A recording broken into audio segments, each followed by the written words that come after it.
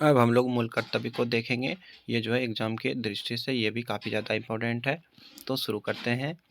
इसमें जो है 24 प्रश्न दिए हुए हैं जो कि एग्ज़ाम में बार बार पूछे जाते हैं। तो देखते हैं। पहला क्वेश्चन है, भारतीय संविधान में मूल कर्तव्यों को शामिल करने का विचार किस देश के संविधान से लिया गया है? मूल कर्तव्य को किस देश से लिया गया है? इसका आंसर हो जाएगा पूर्व सोवियत संघ से, यानी कि रूस भी बोल सकते हैं। निम्नलिखित में से कौन सी एक समिति ने नागरिकों के मूल कर्तव्य को 1976 में सम्मिलित करने की अनुशंसा की थी? किस समिति ने जो है मूल कर्तव्य को 1976 में सम्मिलित करने की अनुशंसा की थी? इसका आंसर क्या होगा?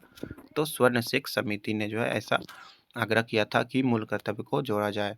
निम्नलिखित में से किस वर्ष संविधान में मूल कर्तव्य को अंततः स्थापित किया गया था? मूल कर्तव्य को कब जोड़ा गया? इसका आंसर हो जाएगा 1976 में। स्वर्ण सिंह समिति के सिफारिश पे जो है 1976 में मूल कर्तव्य को जोड़ा गया था।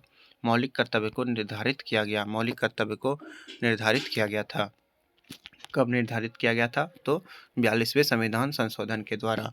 42वां संविधान संशोधन ये कब हुआ था? तो ये जो है 1976 में हुआ था। 42वां संविधान संशोधन के 10 आचार आदर्शों को किस नाम से जाना जाता है? किस नाम से जाना जाता है? तो इसको जो है मौलिक कर्तव्य कहा जाता है। 1976 में 42वें संविधान संशोधन द्वारा संविधान में नागरिकों के लिए कितने मौलिक कर्तव्य निश्चित किए गए? 1976 में 42वें संशोधन द्वारा संविधान में नागरिकों के लिए कितने मौलिक कर्तव्य निश्चित किए गए थे? 1976 में कितने मौलिक कर्तव्य थे? तो इसका आंसर हो जाएगा 10 मौलिक कर्तव्य थे। भारतीय संविधान में मूल कर्तव्य कब समाविष्ट किए गए? कब समाविष्ट किए गए? तो ये तो 1976 हो जाएगा। 42वां संविधान संशोधन 1976। संविधान के किस भाग में मूल कर्तव्यों के अध्याय को जोड़ा गया है? संविधान के किस भाग में मूल कर्तव्यों के अध्याय को जोड़ा गया है? तो इसका आंसर हो जाएगा भाग 4 के को में जो है मूल कर्तव्य को जोड़ा गया है। भारतीय संविधान में मौलिक कर्तव्यों की सूची निम्नलिखित में से किस भाग के रूप में जोड़ी गई है? भारतीय संविधान में मौलिक कर्तव्य की सूची निम्नलिखित में से किस भाग के रूप में जोड़ी गई है? तो इसका आंसर हो जाएगा भाग 4 के 1 में जोड़ा गया, यानी कि भाग 4 में जोड़ा गया है। भारतीय संविधान के किस अनुच्छेद में मौलिक कर्तव्य की चर्चा की गई है? मौलिक कर्तव्य ये जो है अनुच्छेद 51 के ए में है। 51 का को भी बोल सकते हैं। वर्तमान में संविधान में कुल कितने मूल कर्तव्य का उल्लेख है? वर्तमान में कितना मूल कर्तव्य है? तो वर्तमान में जो है 11 मूल कर्तव्य है। किस संवैधानिक संशोधन अधिनियम द्वारा संविधान में मूल कर्तव्यों को सम्मिलित किया गया है? तो 42वां संविधान संशोधन अधिनियम 1976 स्वर्ण सिंह समिति के सिफारिश पर। इसको याद रखना है, काफ़ी इंपॉर्टेंट है। ये जो है पूछा भी गया है, एएम आरआरबी एएसएम में पूछा गया है। मौलिक कर्तव्यों को संविधान में सम्मिलित किए जाने का प्रयोजन है। मौलिक कर्तव्यों को संविधान में सम्मिलित किए जाने का प्रयोजन किसमें है? तो इसका आंसर हो जाएगा विनाशक एवं असंवैधानिक गतिविधियों को नियंत्रित करना। संविधान में उल्लेखित मौलिक कर्तव्य किसके लिए? संविधान में उल्लेखित मौलिक कर्तव्य ये किसके लिए है? तो मौलिक कर्तव्य जो है सभी नागरिकों के लिए सेम है। मौलिक कर्तव्यों की अवहेलना करने वाले को क्या किया जाता है? तो जो मौलिक कर्तव्य का अवहेलना करते हैं उनको जो है दंड देने की जो मौलिक कर्तव्य की अवहेलना करते हैं उनको दंड देने की व्यवस्था नहीं की गई है।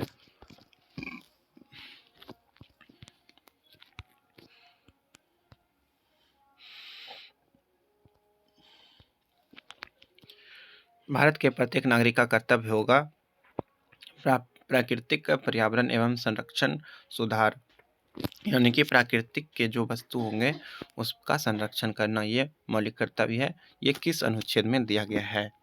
तो जो है ये अनुच्छेद 48 के 1 में दिया गया है। निम्नलिखित में से कौन सा एक मौलिक कर्तव्य नहीं है? कौन सा मौलिक कर्तव्य नहीं है? तो राज्य का आज्ञा पालन ये मौलिक कर्तव्य है। कानून का आज्ञा पालन ये भी मौलिक कर्तव्य है।